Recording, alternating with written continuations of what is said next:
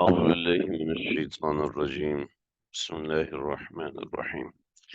ألم نشرح لك صدرك ووضعنا عنك وزرك الذي أنقض ظهرك ورفعنا لك ذكرك. شرح، اس کو سورہ علم نشرح بھی کہتے ہیں. یہ جو سورہ ہے، اس سورہ کے اندر اول تو پچھلی سورت کا ذکر ہے. یہ پچھلی سورت کے اندر جو مضمون تھا، وہ مضمون میں اللہ رب العزت نے ذات گرامی کے ظاہر کے اوپر جو نعمتیں نازل فرمائی تھیں ان کا ذکر آیا تھا. والضحى والليل إذا سجى ما ودعك ربك وما قلى. ظاہری احوال نبی صلی اللہ علیہ وسلم، یعنی آپ کے ظاہری حالات میں جو اللہ کی نعمتیں تھیں ان کا ذکر تھا. علم نشرح میں آپ کے باطن کے اوپر جو اللہ کی نعمتیں ہیں اس کا ذکر ہے. علم نشرح لک صدرک، کیا ہم نے تمہارا سینہ نہیں کھولا.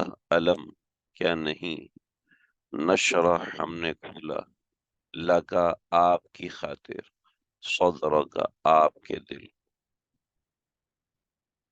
کیا ہم نے آپ کی خاطر آپ کے سینے کو نہیں کھولا.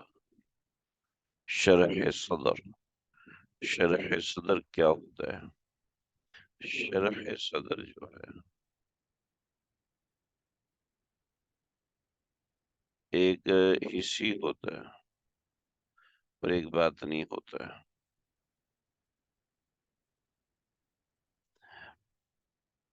حصی شرح صدر آپ صلی اللہ علیہ وسلم کا 4 مرتبے. اس شرح صدر کو شق صدر کہتے ہیں.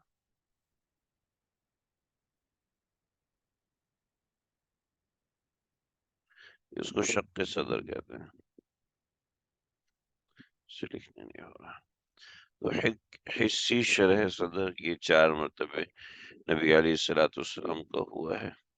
اور یہ حصی شرح صدر اس کو شق صدر کہتے ہیں. اور یہ اجماع امت ہے کہ آپ صلی اللہ علیہ وسلم کا شق صدر ہوا ہے. شق صدر یہ ہے کہ آپ کے سینے مبارک کو چاک کیا گیا یہاں سے، اور اس میں سے قلب اطہر کو نکالا گیا، اور قلب اطہر کو نکال کر ایک تشت سے دھویا گیا، اور اس کے اندر سے کچھ مادے نکال کے اس کی جگہ پر خیر کے مادوں کو بھر دیا گیا. وہ ہے شق صدر. جب آپ علیہ الصلوۃ والسلام کی عمر 4 برس تھی، آپ حلیمہ سعدیہ کے پاس تھے، اس وقت آپ کا شق صدر ہوا. پھر علی الاختلاف الروایہ، روایات میں اختلاف ہے کہ دوسری مرتبہ آپ کا شق صدر 10 برس کی عمر میں، تیسری مرتبہ آپ کا شق صدر 20 برس کی عمر میں ہوا، اور چوتھی مرتبہ آپ کا شق صدر معراج کے وقت ہوا. ہر شق صدر کی ڈیٹیلز الگ ہیں، لیکن بعض حضرات کے نزدیک صرف 2 مرتبہ شق صدر ہوا ہے، بعضے کے نزدیک صرف 1 مرتبہ شق صدر ہوا ہے، اور بعضے کے نزدیک 3 مرتبہ شق صدر ہوا، اور بعضے کے نزدیک 4 مرتبہ شق صدر ہوا. تو 4 مرتبہ شق صدر کی ساری تاریخیں میں نے آپ کے سامنے ذکر کر دی.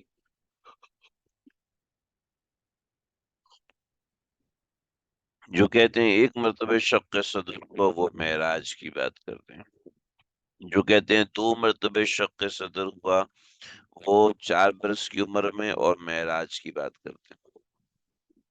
جو کہتے ہیں 3 مرتبہ شق صدر ہوا تو وہ 10 برس کی عمر کے علاوہ بقیہ سارے شق صدر کو ہاں کرتے ہیں، 10 برس کی عمر کے شق صدر کا انکار کرتے ہیں.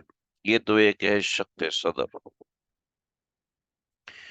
اور دوسرا ہے شرح صدر.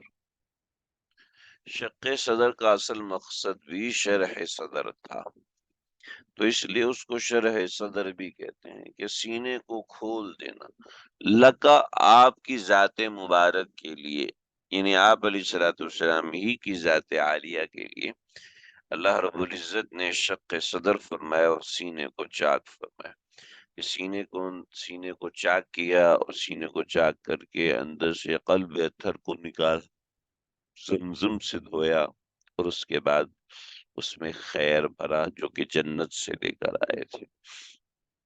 تو سمجھیے کہ زمزم کا پانی کس قدر اہم اور کس قدر بڑی چیز ہے۔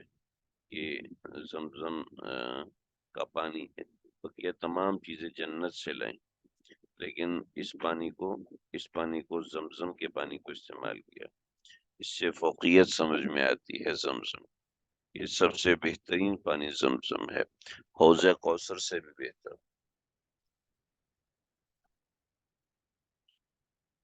کیونکہ افضل پیغمبر صلی اللہ علیہ وسلم کے ساتھ جو بھی معاملات ہوئے وہ افضل چیزوں کے ہوئے، تو آپ علیہ السلام کے لیے جو پانی لایا گیا وہ سب سے افضل تھا۔ تو سر شرح صدر، شرح صدر کا مطلب ہے سینے کو کھول دینا، سینے کو کھول دینا شرح صدر ہوتا ہے۔ جیسے ہم کہتے ہیں جی مجھے انشراح ہو گیا ہے، جیسے آپ کہتے ہیں میں سیٹسفائیڈ ہوں، انشراح کا مطلب ہے سیٹسفائیڈ۔ تو ہم نماز پڑھتے ہیں، اگر ہمیں پوچھا جائے تمہاری نماز قبول ہوئی، یہ پتہ نہیں، بھی تمہارے لیے یہ جو عمل ہے اس عمل کا صلہ کیا ہے، پتہ نہیں، اللہ کے نبی نے بیان فرمایا۔ اور ایک آدمی ان سب چیزوں کو حاصل کر رہا ہے، فار ایگزامپل آپ پورا مہینہ نوکری کرتے ہیں اور نوکری کے بعد آپ کو آپ کی تنخواہ ملتی ہے، یہ جو آپ کو آپ کی تنخواہ مل رہی ہے یہ آپ کو سیٹسفائیڈ کر رہی ہے، لیکن ہم نماز پڑھ رہے ہیں تو ہمیں کوئی کچھ مل رہا ہے؟ آپ قرآن مجید پڑھ رہے ہیں، آپ کو ظاہر میں کچھ مل رہا ہے؟ نہیں، لیکن نماز پڑھ کے ایک باطن کو تسکین ملتی ہے، نہ پڑھے تو الجھن ہونے لگتی ہے، کبھی فجر رہ جائے تو دل ویران ہونے لگتا ہے، کبھی تہجد رہ جائے تو بات بات پہ رونے کا جی چاہ رہا ہوتا ہے۔ تو کیا ہے یہ ایسا ایسا معاملہ ہے کہ باطن اس سے سیٹسفائیڈ ہوتا ہے۔ یہ تو ہماری ذات ہے، ہماری تو کوئی اوقات ہی نہیں ہے۔ پیغمبر کا سینہ کتنا بڑا ہے، آپ کا علم مبارک کتنا بڑا ہے، تو اس حساب سے آپ ذرا تصور کیجئے کہ شرح صدر، تو یہ اس چیز سے شرح صدر اللہ رب العزت نے آپ کو عطا فرمایا۔ تو أَلَمْ نَشْرَحْ لَكَ صَدْرَكَ، کہ ہم نے آپ کے سینے کو آپ کی خاطر نہیں کھول دیا، یہ پیغمبر علیہ السلام کا سینہ کھل گیا۔ میں یہاں پر ایک چھوٹا سا واقعہ ذکر کرنا چاہوں گا، شاید میں اپنی بات کو کچھ بہتر سمجھا سکوں۔ مولانا رشید احمد گنگوہی رحمۃ اللہ تعالی علیہ ہمارے بزرگ اکابرین میں سے ہیں۔ مولانا رشید احمد گنگوہی رحمۃ اللہ علیہ تازہ تازہ مدرسے سے فاضل ہوئے تھے، اور ان کو کسی بڑے عالم سے ایک مناظرہ کرنا تھا۔ مولانا اشرف علی حضرت حاجی امداد اللہ مہاجر مکی رحمۃ اللہ علیہ کے ساتھ ہوا کرتے تھے۔ ان سے کچھ ایسے معاملات تھے،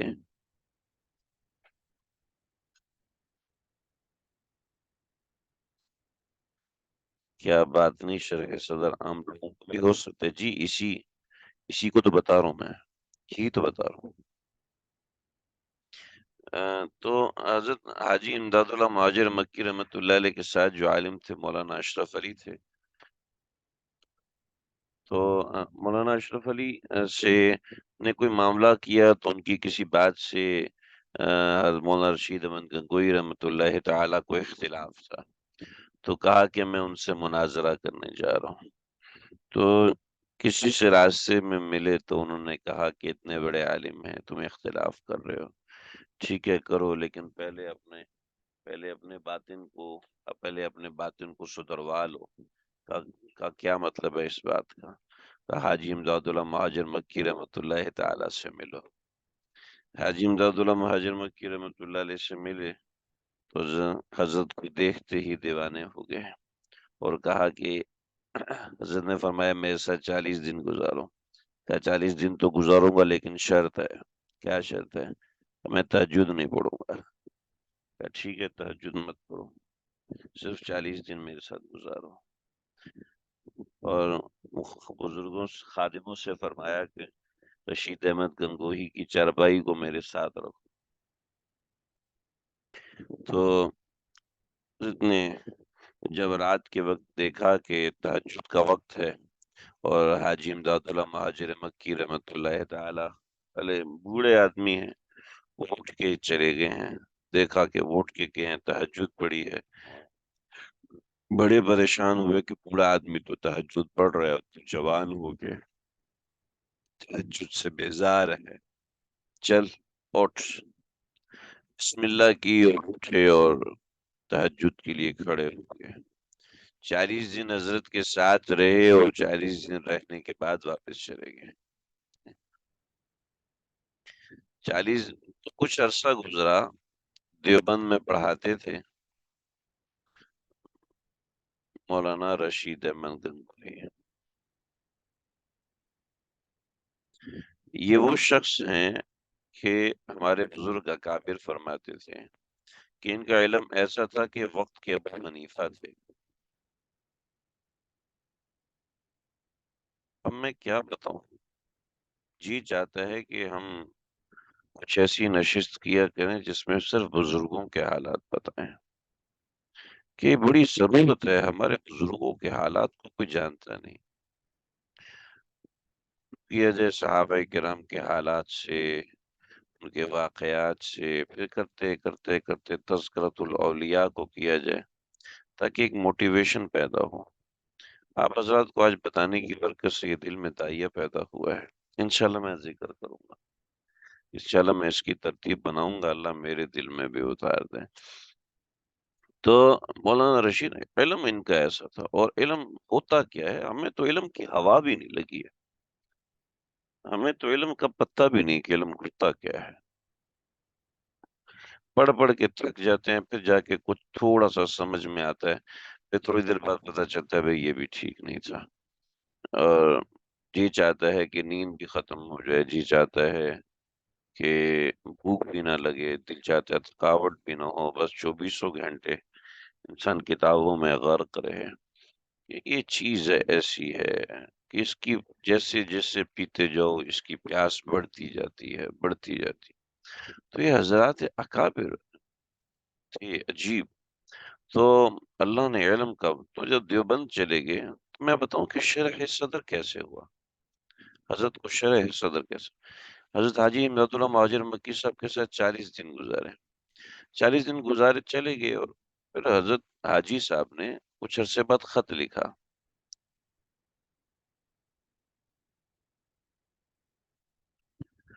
اور فرمایا کہ میاں رشید احمد کافی عرصہ ہوا آپ تشریف لے کر گئے اور آپ نے حالات سے مطلع نہیں کیا۔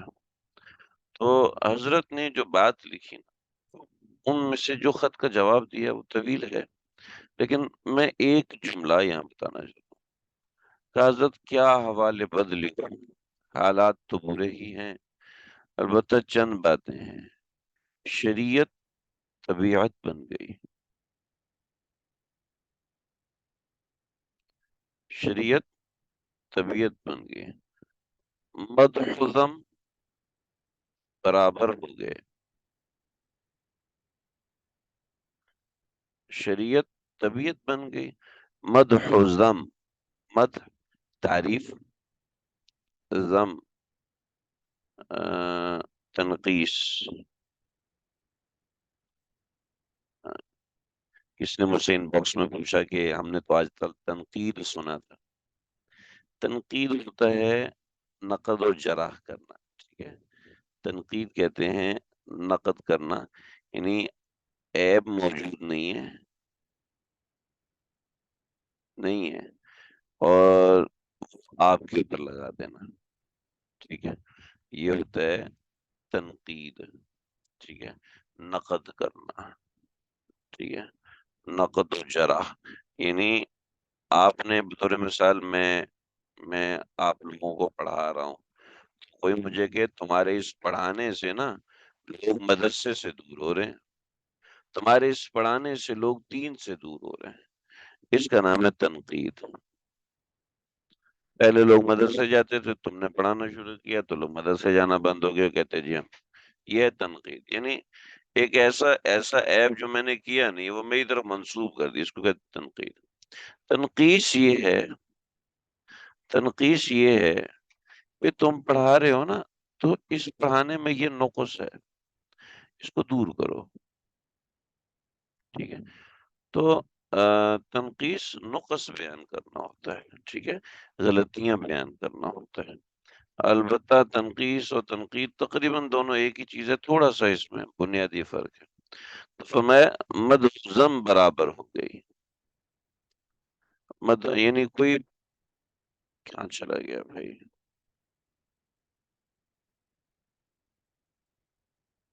انا للہ،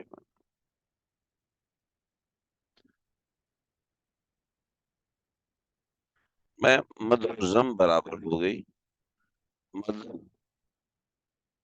کوئی تعریف کرے اور کوئی تنقید کرے، تنقیش کرے، برا کہے، یعنی کوئی اچھا کہے اور کوئی برا کہے، چونکہ وہ بزرگوں کے الفاظ ہیں اس لیے میں ذکر الفاظ کو لکھنا لازمی سمجھا۔ کوئی آپ کو اچھا کہے، آپ کے دل پہ کوئی اثر نہیں، کوئی آپ کو برا کہے، آپ کے دل پہ کوئی اثر نہیں، تو مد و ضم برابر ہو گئی۔ دو باتیں میں یہاں لازمی سمجھانا چاہ رہا ہوں، آپ حضرات کے سامنے ذکر کرنا چاہ رہا ہوں، سمجھانا تو کیا ہے میں نے بھی کہ دیکھیں، نمبر ایک شریعت طبیعت،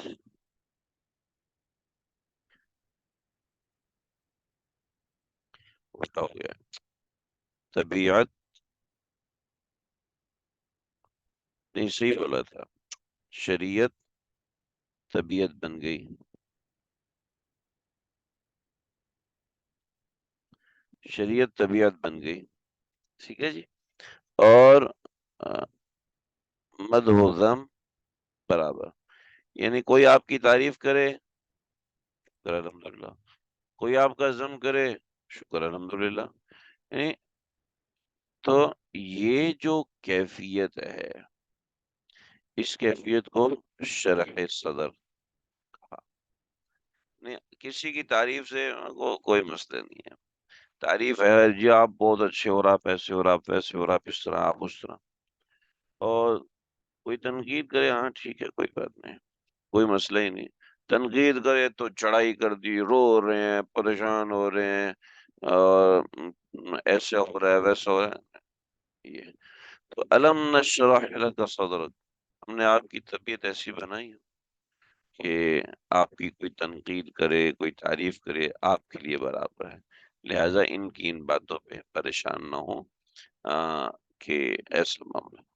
الم نشرح لک شرح صدر، یہ جس نے سوال کیا تھا کیا شرح صدر ہمیں حاصل ہو سکتا ہے، جی بالکل حاصل ہو سکتا ہے، جب انسان شریعت کے معیار پہ عمل کرتا ہے، اور ماشاءاللہ شرح صدر کے درجات ہوتے ہیں، ٹھیک ہے، شرح صدر کا ایک درجہ یہ ہے، ٹھیک ہے، ایک درجہ اس سے اوپر ہے، پھر ایک درجہ اس سے اوپر ہے، پھر ایک درجہ اس سے اوپر ہے، پھر درجات اس سے اوپر ہیں، شرح صدر کے درجات، آپ دیکھیں نماز چھوٹ جاتی ہے، ہو رہا ہے، ایک درجہ حاصل ہے، گناہ ہونے سے دکھ ہو رہا ہے، یہ درجہ حاصل ہے، شرح صدر ہو رہا ہے، ٹھیک، کسی دوسرے کو گناہ میں مبتلا دیکھ کر تکلیف ہوتی ہے، شرح صدر حاصل ہے، کسی دوسرے کو شریعت پہ لانے کا دل کر رہا ہے، شرح صدر حاصل ہے، اللہ کے دین میں پیسہ لگا کے خوشی ہو رہی ہے، شرح صدر حاصل ہے، اس دوسروں کی ترقی سے خوشی ہو رہی ہے، شرح صدر حاصل ہے۔ یعنی جتنی جتنی شریعت تربیت بنتی چلی جائے گی، اتنا اتنا شرح صدر بڑھتا چلا جائے گا۔ اور اس میں مختلف کیفیات اور مختلف حالات واقع ہوتے ہیں۔ جب کوئی اپنے شیخ سے ذکر کرتا ہے یہ چیزیں، تو اس کو پتہ چلتا رہتا ہے کہ کس درجہ شرح صدر ہوا۔ اور یہ قرآن سے تعلق بنتا ہے تو انسان کو ان سب چیزوں کی اہمیت اور اوقات سمجھ میں آتی ہے۔ تو دیکھیے، وَوَضَعْنَا عَنْكَ وِزْرَ، وَوَضَعْنَا، وضع کہتے ہیں ہٹا دینے کو، عن نہ ہم نے، وَوَضَعْنَا عَنْكَ وِزْرَكَ، اور ہم نے آپ سے وزرک آپ کا بوجھ ہٹا دیا، آپ کا بوجھ ہٹا دیا۔ یہ وہی مد و ضم برابر ہونے کا، جیسے میں نے ذکر کیا کہ آپ صلی اللہ علیہ وسلم کو دیکھیں، جب بھی انسان کو کوئی منصب ملتا ہے تو اس کا بوجھ اس کے اوپر پڑ جاتا ہے، ٹھیک ہے، اس کا بوجھ اس کے اوپر پڑتا ہے۔ بطور مثال ایک حصی بات بتاتا ہوں، مجھے نہیں پتا، ہمارے سبق میں ایک دو ڈاکٹر حضرات بھی ہوتے تھے، معلوم نہیں کہ آج بھی ہیں یا نہیں ہیں۔ جو ڈاکٹر ہے نا، آ، جو ڈاکٹر ہے، شروع میں جب یہ ہاسپٹل جاتے ہیں تو یہ کسی بھی مریض کو دیکھ کے بہت زیادہ پوزیسو ہو جاتے ہیں، اور اس مریض کے ساتھ بہت اٹیچمنٹ ان کی ہو جاتی ہے، اور اگر اس کو کچھ ہو جاتا ہے تو یہ تھاڑے مار مار کے روتے ہیں۔ پھر کیا ہوتا ہے، پھر ان کا دل پکا ہوتا ہے، پھر اور پکا ہوتا ہے، پھر اور پکا ہوتا ہے۔ اب ان کے سامنے بندہ بھی مر جاتا ہے نا تو یہ ہنس رہے ہوتے ہیں، ان کو کوئی مسئلہ ہی نہیں ہوتا کہ بندہ فوت ہو گیا ہے، بندے کے ساتھ کیا ہو گیا ہے، کس طرح کا معاملہ ہو گیا، ان کو کوئی مسئلہ ہے۔ خود میں نے دیکھا کہ بندہ فوت ہو گیا، اس کے رشتہ دار رو رہے ہیں، اور وہ آگے سے وہ ہنستے آپس میں، وہی خوشگپیاں ان کی، اور ظاہر بات ہے ان کا دل اس میں پکا ہو گیا۔ ایسے ہی جب بندہ شریعت پہ عمل کرنے لگتا ہے تو اللہ کی ذات، ذات باری تعالی تو ان سے ایسا تعلق ہو جاتا ہے کہ صرف اسی کا احساس رہتا ہے، اور کسی کا احساس نہیں رہتا۔ کسی نے آ، کسی نے نیکی کی، کسی نے نیکی کی، ان کے لیے یہ نیکی، ان کے لیے نیکی اپنی جگہ پر ہے، ایک اچھی چیز ہے، لیکن ان کو ان کے مزاج میں استغنا آنے لگتا ہے۔ سنیں، آپ کو ایک بات سنا دیتا ہوں۔ حضرت حاجی امداد اللہ مہاجر مکی رحمۃ اللہ تعالی علیہ نے کوئی بات کی کسی تقریر یا کسی وعظ کے اندر، تو کہا کہ حضرت آپ یہ بات نہ کیا کریں۔ کہا کیوں نہ کیا کروں، کہ اس سے لوگ جو ہے وہ آپ سے دور ہو جائیں گے۔ تو فرمایا کہ لوگوں کو کیوں کہتے ہو، خود دور ہونا ہے تو ہو جاؤ، اور میں تو چاہتا ہوں کہ لوگ مجھ سے دور ہو جائیں، میں تو یہ چاہتا ہوں کہ لوگ دور ہو جائیں، کہ ہم تو بس اللہ اللہ کریں، بس ہر وزر ختم ہو جاتا ہے سوائے اللہ کی ذات کے۔ اس میں درجات ہوتے ہیں۔ سب سے پہلا ایک درجہ ہوتا ہے انسان کو شوق، اس کے بعد انس ہوتا ہے، اس کے بعد لقاء ہوتا ہے، اس کے بعد قبض ہوتا ہے، اس کے بعد پست ہوتا ہے، اس کے بعد مقام ہوتا ہے، خیر، اس کے بعد فنا ہوتا ہے، پھر فنا الفنا ہوتا ہے، اس کے بعد وجود ہوتا ہے، اور پھر اس کے بعد ذات ہوتی ہے۔ یہ درجات ہوتے ہیں، انسان کو حاصل ہوتے ہیں وقت کے ساتھ ساتھ۔ تو اے، یہ شوق بعض لوگوں کا آتا ہے چلا جاتا ہے، آتا ہے چلا جاتا ہے، آتا ہے چلا جاتا ہے، آتا ہے چلا جاتا ہے، پھر انس آتا ہے۔ یہ ٹرمینالوجی ہے۔ یہ جو مقام ہے نا، مقام، اس مقام کے اندر یہ ہے کہ آپ کا قلب مستقیم ہو جائے، قلب مستقیم ہو جائے۔ بات پتہ نہیں میری کس طرف جا رہی ہے، میں نے یہ سوچا نہیں تھا بیان کرنے کے لیے، لیکن بات آ رہی ہے تو میں بتا رہا ہوں، ورنہ یہ تفاسیر میں یہ بات نہیں ہے جی، بات چونکہ ساتھ ساتھ چل رہی ہے تو اس لیے بتا رہا ہوں، دل میں آ رہا ہے، آج سبق کی ہمت نہیں تھی میری۔ قلب مستقیم ہو جاتا ہے، قلب مستقیم کیا ہو جاتا ہے، ذات باری تعالیٰ کے علاوہ کسی اور ذات کی اہمیت نہیں رہتی، صرف اللہ۔ جو لا کہا وہ لا ہوا، پھر لا کے اس میں لا ہوا، جز لا ہوا، کل لا ہوا، پھر کیا ہوا، اللہ ہوا۔ یعنی اللہ کے علاوہ کچھ بھی نظر نہیں، صرف اور صرف اللہ کی ذات نظر آتی ہے۔ دائرے ہوتے ہیں، پھر ان دائروں میں ہوتا ہے، پھر ان دائروں میں ہوتا ہے، یہ دوائر ثلاثہ ہوتے ہیں۔ پھر اللہ کی تعریف ویحبون، اللہ کی ذات سے ایسا لقاء ہو جاتا ہے کہ انسان ایک درجہ کمال تک پہنچتا ہے۔ اور جی ہمیں تو یہ چیزیں پتہ ہی نہیں، ہو سکتا ہے آپ میں سے بہت سے لوگ فنا الفنا، فنا پر چل رہے ہوں، لیکن چونکہ یہ نام تو مجدد الفسانی نے دیے ہیں ان مقامات کے، صحابہ کرام تو ان مقامات کا نام نہیں رکھتے تھے۔ صحابہ کرام، آپ علیہ الصلوۃ والسلام پہاڑ پہ چڑھ رہے ہیں اور جی چاہ رہا ہے کہ میں اس کو اپنے آپ کو اوپر سے گرا لوں، اور حضرت جبریل نظر آئے، بخاری کی روایت ہے۔ آپ نے فرمایا، آپ کو منع کیا اور ڈانٹا کہ آپ صلی اللہ علیہ وسلم آپ جلدی سے پہاڑ سے نیچے اتریں کہ آپ کے پروردگار کو آپ کا خیال ہے۔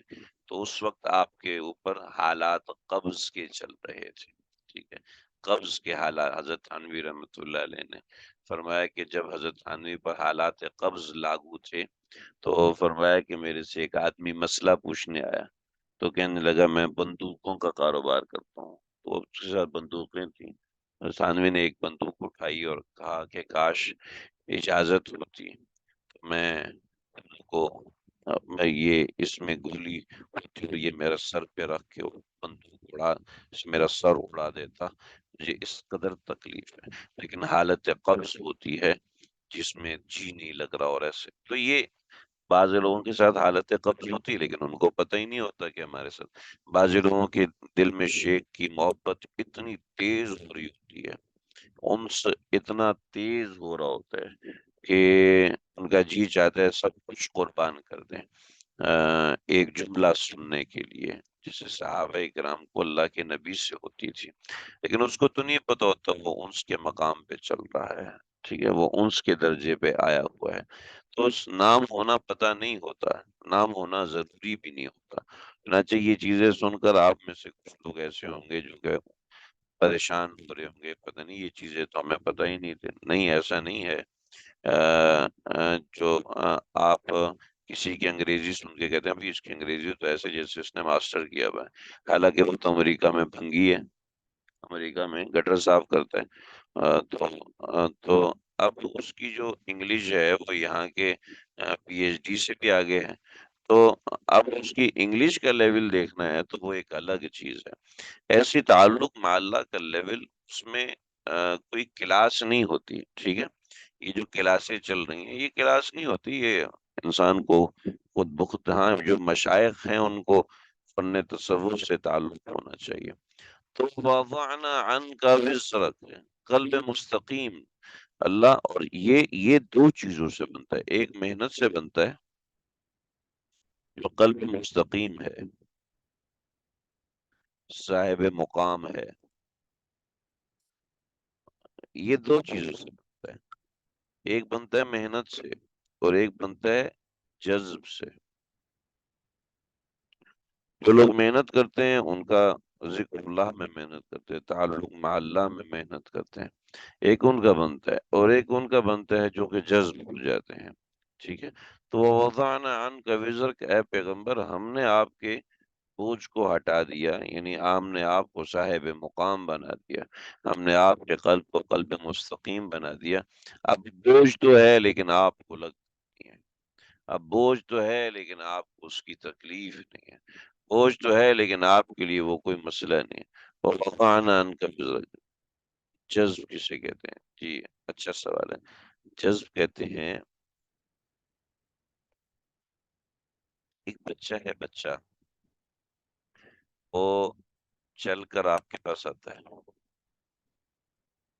ٹھیک ہے، اور ایک بچہ ہے جس کو آپ توڑ کر اٹھا لیتے ہیں۔ جذب ہے جس کو آپ توڑ کر خود اٹھاتے ہیں، بچے کو محنت نہیں کرنی پڑتی، آپ کو اس پہ اتنا پیار آ رہا ہوتا ہے کہ آپ اس کو اٹھا کے اسکول لے کے جاتے ہیں، آپ اس کو، حالانکہ وہ چل سکتا ہے، وہ آپ کے پاس آ سکتا ہے، لیکن آپ اس کو اٹھا کے لے کے، یہ جذب ہے، ٹھیک ہے۔ سالک اور بندہ چل سکتا ہے، لیکن اللہ جذب فرماتے ہیں، اللہ جذب فرماتے ہیں، اور اللہ تعالیٰ تقدیر بدلتے ہیں۔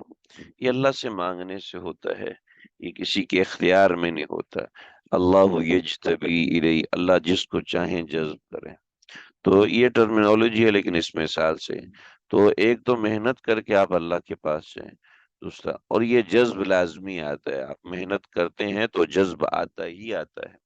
آپ محنت ہی نہ کریں اور جھوٹ بھی بولتے رہیں، غلط بیانی کرتے رہیں، اپنے حالات شیخ کو غلط بتائیں، اپنا تاثر شیخ پر قائم کرنے کی کوشش کریں، بجائے اپنی اصلاح کرانے کے ایک تاثر قائم کرنے کی کوشش کریں۔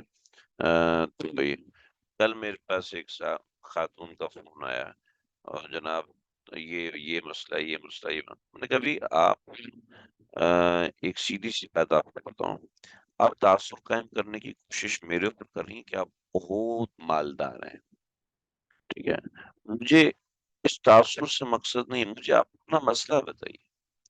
ہم تو ایسے کرتے ہیں، میرے بھائی مجھ سے اتنی محبت کرتے ہیں، میری بہنیں مجھ سے اتنی محبت، جی میری بہن، میرا اس سے کیا واسطہ؟ آپ کے بھائی، آپ کے بہن آپ سے محبت کرتے ہیں، آپ یہ تاثر کیوں دینا چاہتے ہیں کہ آپ بہت زیادہ امپورٹنٹ شخصیت ہیں، آپ کوئی وی آئی پی ہیں، ٹھیک ہے، آپ یہ، تو یہ دیکھیں، تو جب آپ اس طریقے سے معاملہ کرتے ہیں تو آپ محنت سے جی چرا رہے ہیں، ٹھیک ہے، آپ اپنا ایپ صاف صاف کھول کے بیان کر دیں گے، دیکھیے گا کام کیسے چلے گا۔ ایک عالم دین آیا حضرت تھانوی کے پاس، اور کیا بات ایسی آ رہی ہے، بتانا بھی ضروری ہے، بات سمجھ میں نہیں آئے گی، لیکن صورت بھی رہ جائے گی، وقت بھی ہمارا نکلتا جا رہا ہے۔ عالم دین آیا حضرت تھانوی نے فرمایا، میاں آپ کی باتوں سے لگ رہا ہے کہ آپ کے مزاج میں تکبر ہے۔ کہا نہیں حضرت، الحمدللہ تکبر نہیں ہے۔ حضرت تھانوی نے ایک عمل فرمایا کہ تم یہ کام کرو، 4-5 تفصیلی واقعہ ہے، 4-5 دن کے بعد آئے اور کہنے لگے، حضرت میرے مزاج میں تکبر مجھے محسوس ہوا ہے، آپ اصلاح فرما دیں۔ تو انہوں نے فرمایا، کاش کہ تو پہلے دن میری بات مان لیتا تو آج تو کہیں کا کہیں ہوتا۔ تو یہ ایسی چیز ہوتی ہے، لوگ محنت کرتے ہیں لیکن ایسی جعلی قسم کی محنت کر رہے ہوتے ہیں، اپنے آپ کو سپرد نہیں کرتے، حوالے نہیں کرتے۔ تو یہ محنت، اور جب محنت انسان کرتا ہے تو پھر اللہ اس کو جذب بھی کرتے ہیں۔ تو یہ معاملہ، وَوَضَعْنَا عَنْكَ وِزْرَكَ، جب انسان صاحب مقام بن جاتا ہے، صاحب حال بن جاتا ہے، تو پھر اللہ رب العزت اس کا وزر، اس کا بوجھ کم کر دیتے ہیں۔ اے پیغمبر صلی اللہ علیہ وسلم، ہم نے آپ کا بوجھ آپ کے اوپر سے کم کیا، الذی انقض ظہرک، جو آپ کی کمر کو توڑے ہوئے، انقض توڑے ہوئے تھا، ظہرک آپ کی کمر، ذہنی تکلیف انسان کو تباہ کر دیتی ہے۔ حتی الامکان اپنے آپ کو ذہنی تکلیف میں نہ رکھا کریں۔ جہاں آپ کو ذہنی تکلیف ہو رہی ہے، اپنے آپ کو وہاں سے دور کریں، ٹھیک ہے۔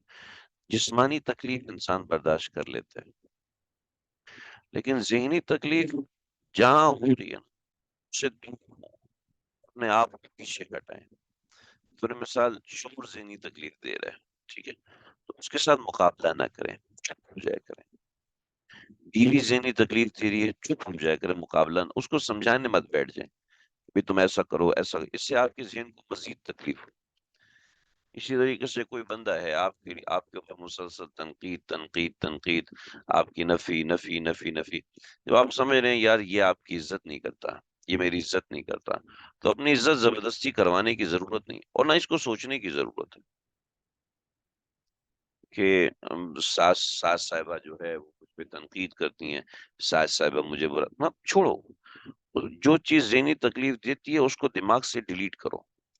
جب تک اس کو دماغ سے ڈیلیٹ نہیں کریں گے، وہ چیز آپ کو پریشان کرتی رہے گی، اور مجھ سے ایک بڑے بزرگ ہیں، لاہور کے بڑے بزرگ ہیں، وہ کہنے لگے کہ مجھے میرے مریدین نے گاڑی لے کے دی ہے اور میرا یوٹیوب چینل بنا ہے۔ اب انہوں نے لوگوں نے میرے اوپر تنقید کرنا شروع کر دی ہے کہ مریدوں کے پیسے سے گاڑی خریدی ہے اور ایسا ہے ویسا ہے۔ میں نے کہا حضرت بات سمجھیے میری، لوگ جو ہے بڑا اچھا جملہ نکلا، وہ بڑے خوش ہوئے اس جملے سے۔ میں کہا لوگ آپ پہ طنز کریں گے، تشنیع کریں گے، آپ کو تانے دیں گے، لیکن یہ تانے دو قسم کے ہوں گے۔ قرآن مجید کے غلاف میں لپیٹ کر ماریں گے اور کوئی کچرے کے شاپر میں لپیٹ کر مارے گا۔ سمجھ رہے ہیں نا آپ میری بات؟ آپ ان تانوں تشنیع سے مبرہ ہیں، آپ اللہ والے ہیں، آپ نیک آدمی ہیں۔ ظاہر بات ہے طبعی طور پر انسان کو دکھ ہوتا ہے، تو اپنے قلب کو اللہ سے مشوش نہ ہونے دیں، ٹھیک ہے؟ اس لیے کہ جو ذہنی تکلیف ہوتی ہے نا، ذہنی تکلیف دل پہ اثر کرتی ہے، اس کا نقصان ہوتا ہے۔ ابھی میرے پاس 8:03 پہ میرے ایک جاننے والے صاحب، بہت ہی قریبی، ان کی بیٹیا کا میرے پاس میسج آیا کہ ابا کو فالج ہوا ہے، اور میرے بڑے قریبی اور عزیز، میں نے ان کی عمر 50+ ہے، تو میں نے کہا کیا ٹینشن لی ہے، کیا مسئلہ ہے؟ جی وہ ان کو، میں نے کہا پہلے تو مجھ سے بات کر لیتے تھے، اب بات ہی نہیں کرتے، اور جو تکلیف ہوتی تھی بتا دیتے تھے، اب بتاتے نہیں ہیں۔ جب فالج ہو گیا، اب پھر میسج کیا، اٹکتے ہوئے میسج کیا مجھے یہ، اور جیسے کوئی ایلین شپ سے آواز آ رہی ہوتی ہے، اس طریقے سے کہ ذہنی اذیت آپ کو بڑی تکلیف دیتی ہے۔ اپنے آپ کو ذہنی اذیت سے نکالیے، جو چیز آپ کی ذہنی اذیت کا باعث بنے اس کو دماغ سے ڈیلیٹ کر دیں۔ فار ایگزامپل، بطور مثال، والد ہے، اس کے رویے سے آپ کو تکلیف ہوتی ہے، اس کے رویے کو جسٹ اگنور، اس کی خدمت کریں، پاؤں دبائیں، جو بھی وہ ہے، لیکن ذہنی اذیت جو دے اس کو دماغ پہ مت لیں۔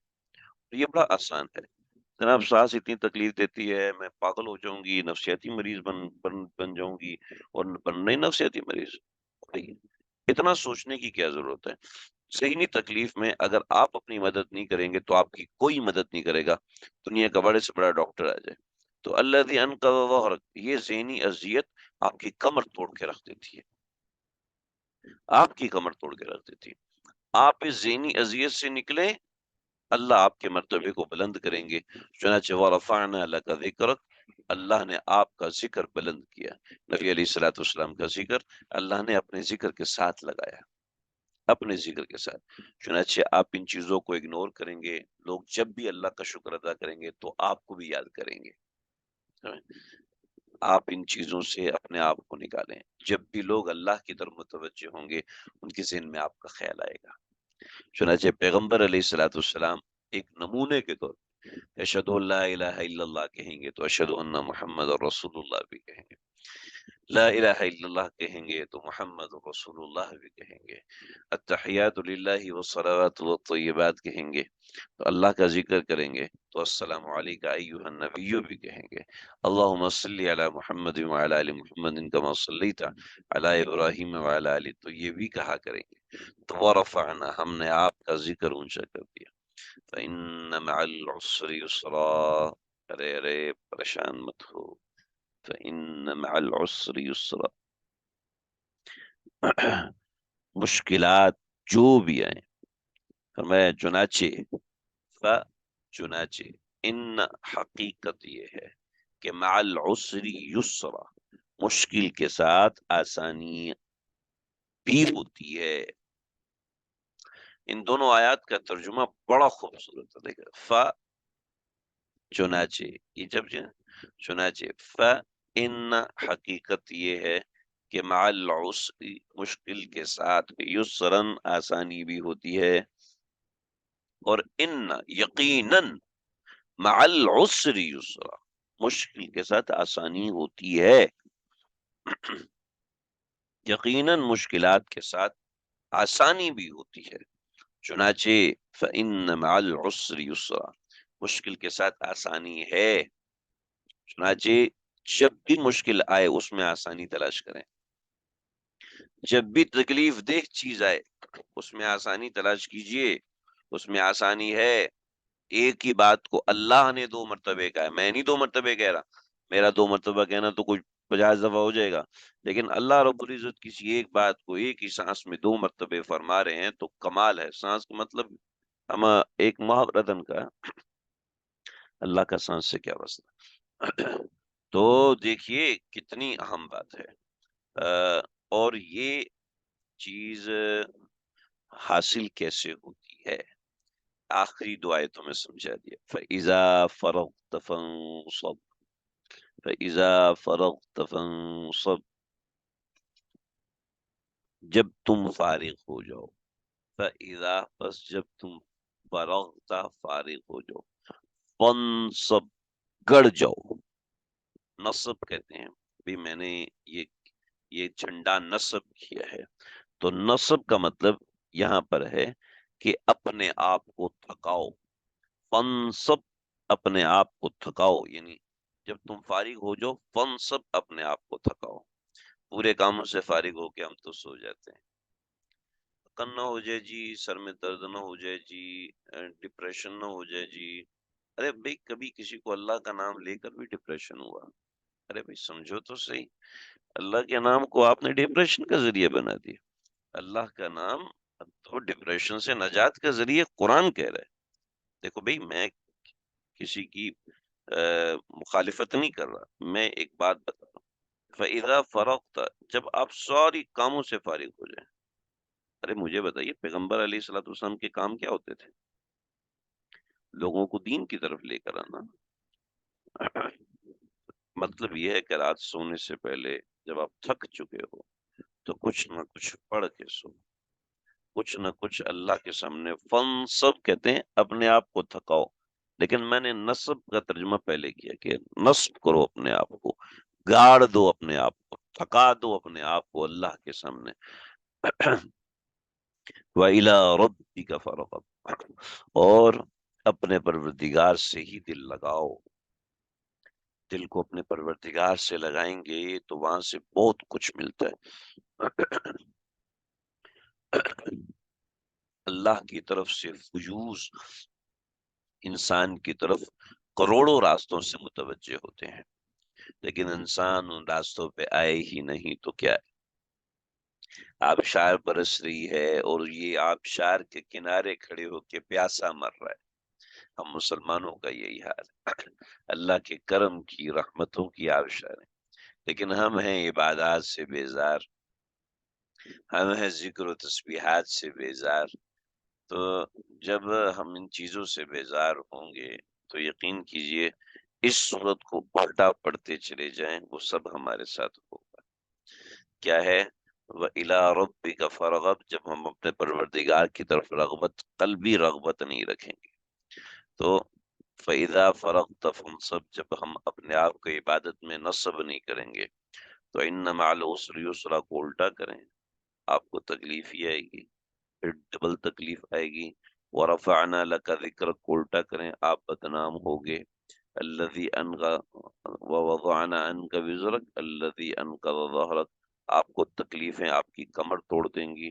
أَلَمْ نَشْرَحْ لَكَ صَدْرَكَ، اور آپ کا دل بند ہو جائے گا. یہ سب کو الٹا کر لیجئے تو آپ کو یہ سب چیزیں سمجھ میں آ جائیں گی. خلاصہ یہ ہوا کہ اپنے آپ کو شرح صدر میں لانا چاہتے ہیں تو ان ساری چیزوں کی ترتیب سے چلنا پڑے گا، اور اس میں بہت فائدے ہیں، بہت سی چیزیں ہیں. بس آج کا سبق یہیں تک ہے.